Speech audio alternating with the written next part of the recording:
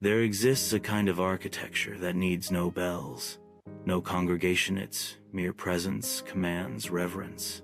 At the heart of Rome, at the dusty end of the Via della Conciliazione, stands a seemingly unremarkable stone building the Sistine Chapel, Capella Sistina. To tourists, it's a ticket, a long queue, a fleeting glance. To the faithful, it's a skylight to the divine.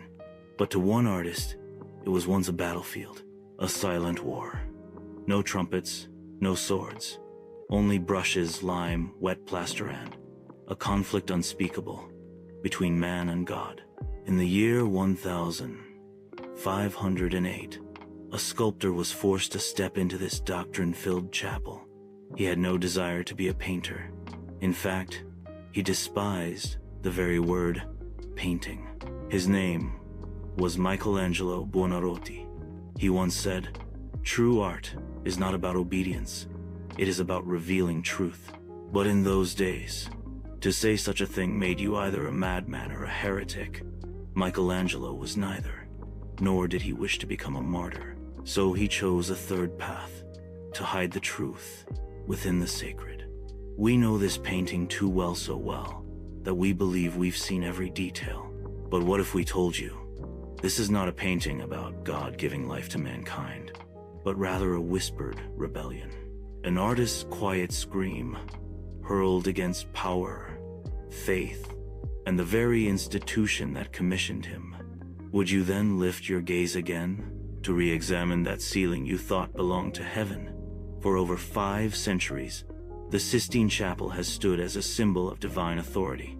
But today, we will show you another side, how one artist, on the ceiling of God's house, posed a silent yet searing question about human consciousness, religious hypocrisy, and the freedom of the soul, not through words, not through speech, but through vision, in a way that forces you to look up, that cannot be ignored.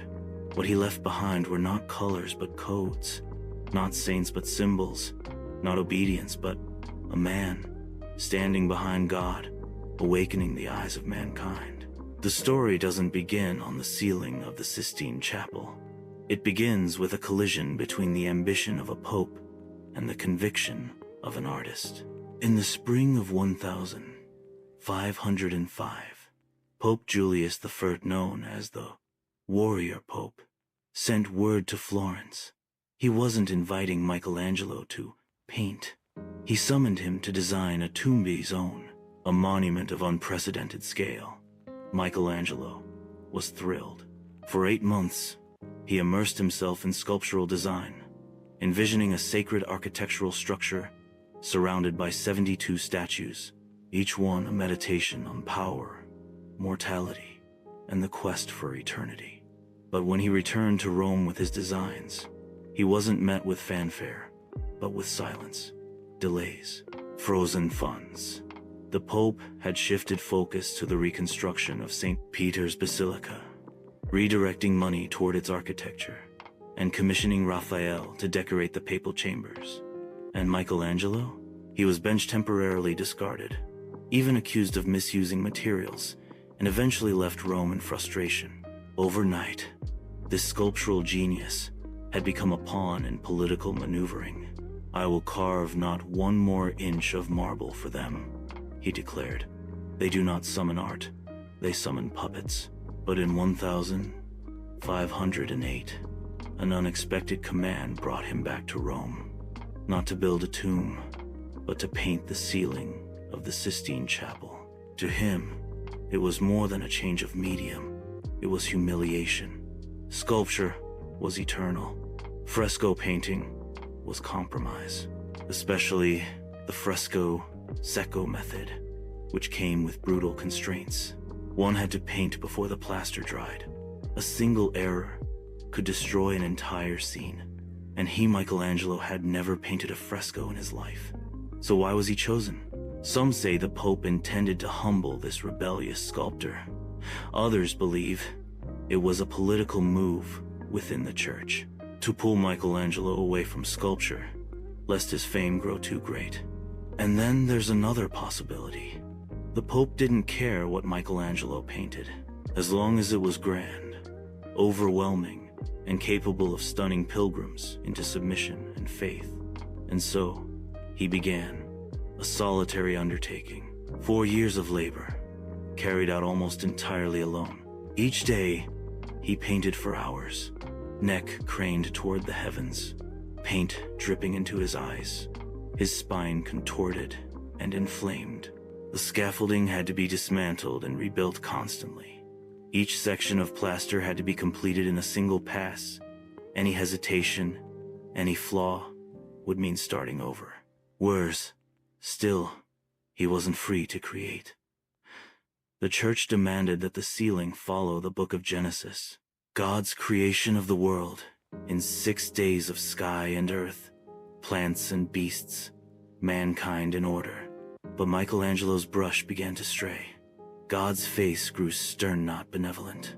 Adam's gaze defiant, questioning. The female forms no longer passive symbols of virginity, but archetypes of primal, uncontainable life force. He wasn't illustrating the Bible. He was rewriting it, with images as his language, the ceiling as his page, and silence as his protest. He knew he couldn't rebel openly, but he refused to fully submit, so he began hiding things. Inside the architecture, within the tension of muscle and bone, in details that could only be seen if you looked up. They weren't decorations. They were ciphers, not devotions, but signals, not hymns to holiness, but the size of a solitary soul. You've seen it on t-shirts, phone cases, fashion magazines, even inside space shuttles.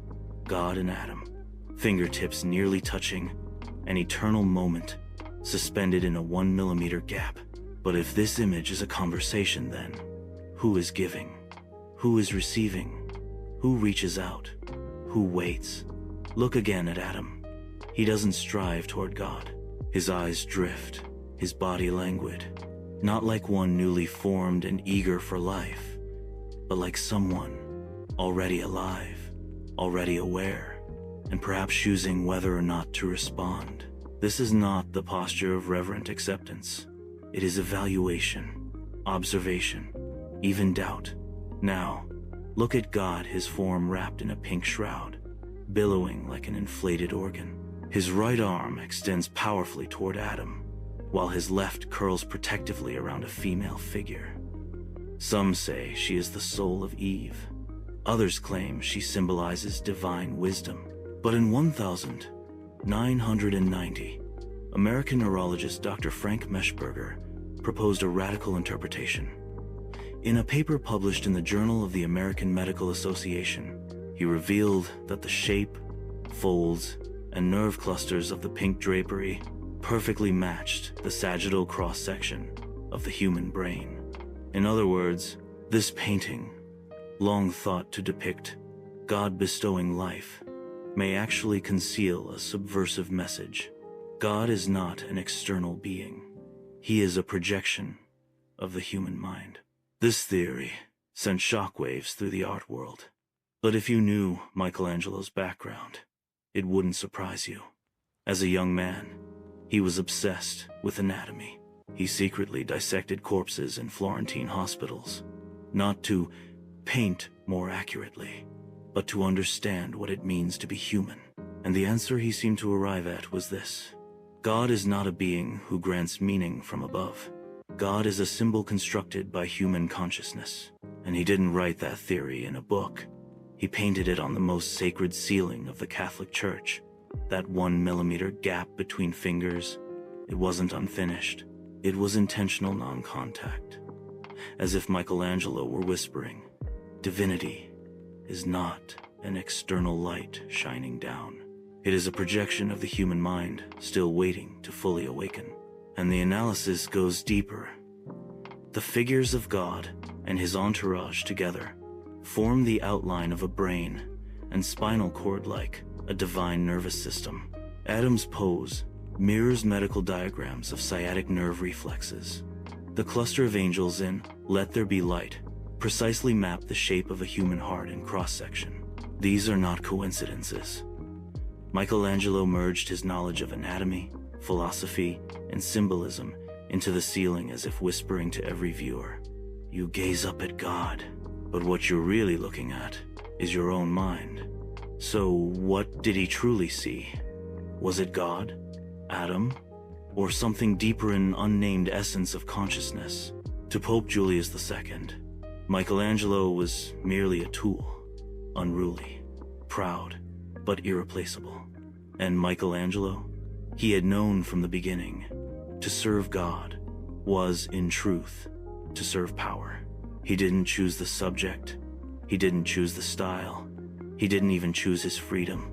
He was ordered to glorify God, but his heart was set on something else. Truth. In a letter to a friend, he wrote bitterly, "I live like a slave, not for God, but for the arrogance of men." And yet, his relationship with Julius II wasn't purely antagonistic. It was strangely dependent. The more furiously the Pope criticized him, the more obsessively Michelangelo pursued perfection. The more he resisted obedience, the more the Pope refused to replace him. They were rivals, but also mirror images of ambition. One sought to immortalize divine authority through art. The other sought to make truth speak through art, even in captivity. In this high-stakes war of vision and will, Michelangelo's body began to unravel. Years of craning his neck skyward deformed his spine. He slept on narrow wooden planks, while dust and pigment corroded his skin. He even wrote poetry to mock his misery. "My beard turns into a paintbrush. My stomach leans toward the sky." Yeth did not leave, not out of devotion, but defiance.